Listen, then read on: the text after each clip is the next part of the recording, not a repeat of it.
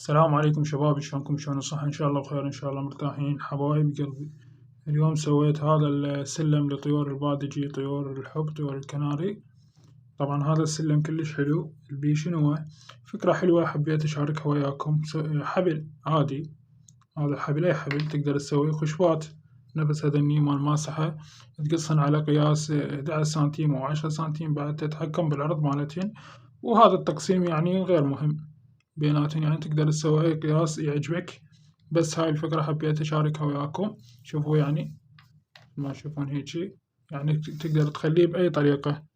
تقدر هيج تقلبه زين، تقدر تخليه تحلقه منه هيج، تخليه بداخل القفص، أو تقدر مثلا تخليه هو هيج واقف يتمرجحن عليه، خلينا نقول مرجوحة أو سلم. شي كلش حلو، فكرة حلوة حبيت أشاركها وياكم. تحياتنا لكم وشكرا جزيلا.